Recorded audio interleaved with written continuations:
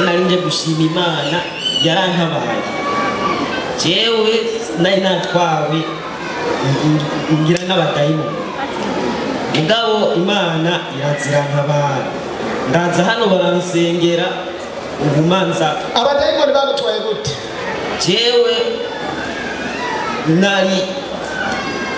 nari mboshe rwose cyane gute n'ibiki byari bikuboshe abo badayimoni baraje bantera indwara yo kutihangana nk'iyo mbonye ibintu neza sinihangana wacu ubyiba oya ndagiye ndiye mu bindi jahano ubona ko urashobora gutomora ibintu neza uzogaruka wabitomora ituma mvuze nishaka gushima Imana sinanze kuvuga ni Yesu ashima ko jana mu Katolika ariko ndabishima cyane naje ngamfise ibibazo ndushe kandi umuntu yandangiye ngaha namubonye yaje Imana imwezagire cyane amen jewe sengera muri Katolika n'ibyo bakizwa ntabyo menyereye kuko sinari bwajeyo ariko numva umengo nzoguma ngaha Imana ibifashije cyane ndemerewe bise n'indwara yari imaze ku myaka 2 nshamuda nari nashinze intaye gatoye ariko nari navuze ko nzoshinga intaye amashimwe ariko rero Mana nuko naje ngandushe na nyangwara mu nda ubu yarakize ejo nonosoye kwa muganga ngo bandabe aho bigeze hama ngo bashe mu rutonde rwo kumupera mu nda ariko je narakize sinzogera hama ikindi shimira Imana ngaha je naje ngaha niyomba ibintu by'abubatse murabizi hari ubusanga ufise umugabo atumva ibintu by'abakizo kandi umugabo wanje ngaha nabonye benshi mucara matubana n'abavyumva nta kibazo hariho abapapa benshi batemera ibintu byo mu bakizwa muganda shima Imana naje niyomba maze kwasi umungu ugize gatatu amasengesho amaze kugira gatatu ariko ndashima Imana yuko ntarambuza kandi narabimenya kandi nazobimenya shaka aho bazobimenya vuga ati wahindutse ryari ajyana wagiyeyo ryari nuko ndashima n'ubu namusezeye ndamubwiye gusenga mugazi ko nagiye gusenga mu kinama ati genda usenge hama ndaza ngaha hama ikindi naco nshimira Imana ngaha nabonye ukuboko kw'Imana kandi gukomeye nari mfise inyenyeri yanje inyereka ikintu kandi nkasanga arico ubu yaragarutse ndashima Imana kandi nari narababaye cyane namugabo wanje aragenda telefona nikoya ninabonye akajavuga ati nimba urimo sinovuga ko umesikro uri migiki ire aho ndashima Imana cyane hamajyari naraje ngafise umwana akwaye aremze pastor yaramubonye umwana yafise amaso ya John acambye ati ngende ndamusengera mu mujane mu bitaro shitse mu bitaro mugano bashitse wa musongo uri kuramubabaza wahetse shitse mu bitaro baca baramushamisha y'amaraso bamusizemisha y'amaraso ejo twari kumwe ngaha bamusize twavuye mu bitaro twamaze n'isi namushizemo ishaje zine z'amaraso ejo namuzanye ngata bidakunda cugumira ariko kubera abana nyene bamenye muri Katolika turiko turasenga ngo dusengere ibintu ukuntu bimeze naca ndamukorako nyene ariko yaraye neza ndashimira Imana amashikura baratanze intebe kubera narimeranye ideni sinigeze niyemeza kandi n'ubusi kuvuga ngo nemeye ivyuma bitatejo nayazanye se kuvuga ngo nayatanze kubera ngo ndayafise oyaye nayazanye bagura ico cuma kuko vraiment ndiko ndabona ibintu byinshi impindukira nziza Imana ibahetegeye cyane kandi kibishimira Imana je nahura n'inzoga mugasina inzoga kenshi nanwarwa yareze ibintu kamwe gusa ariko kubanza umucayi kwirashira kuvuza umwakayi gusa umwakayi n'amatama wose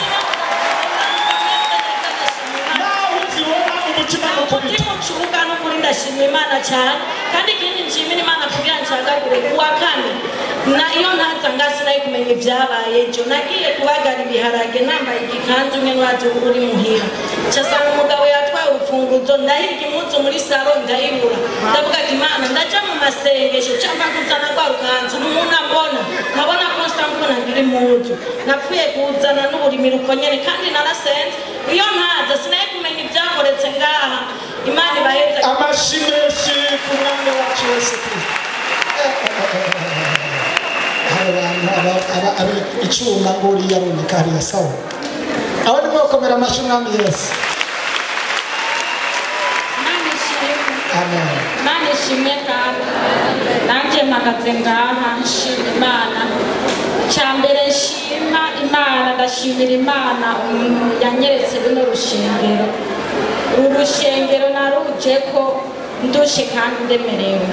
Naraje ndabonana na Mwungere tubonanye mu biro arambwira ati narinzanye umutwaro, arambwira ati uraboshe genda abasenzi bagusengere.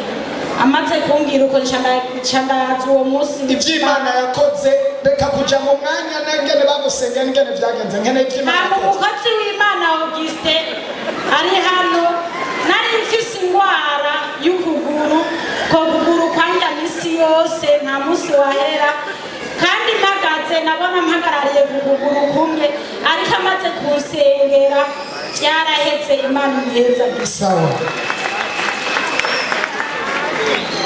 Esa shimuchana Imana kuni Imana yongeye kwisi jewe niyo nkuna nifise inda igeze ku mezi hamba rero ncantangura kumva ibise igeze ku mezi niho naja kwa muganga.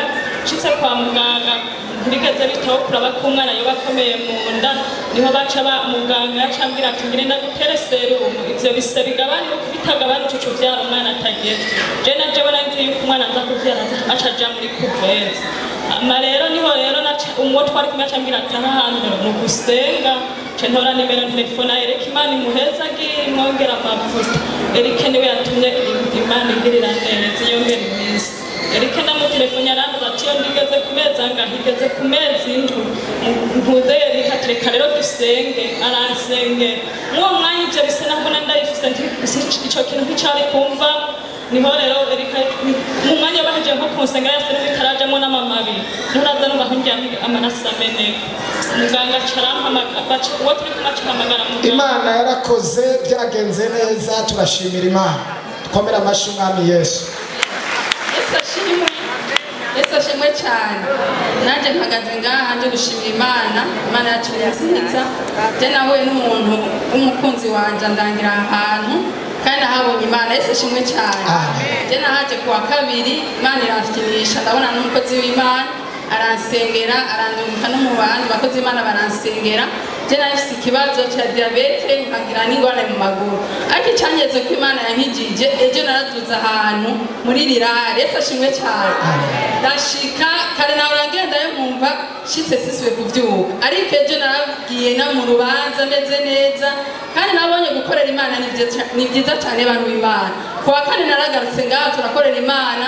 Imana nanje ku munsi wa gatanu yafikirisha ngo umuntu amaye agafana kandi narashimye Imana. Cyanavuga ati Imana gukorera Imana nta bombe burimbo. Bantu b'Imana ndabasavye muzoze banakorera Imana, muzobone kuboko kw'Imana. Imana ibamere umugisha kandi Imana imere umugisha umukozi w'Imana ibandanye imugirira neza. Amashyi menshi ku mwami Yesu.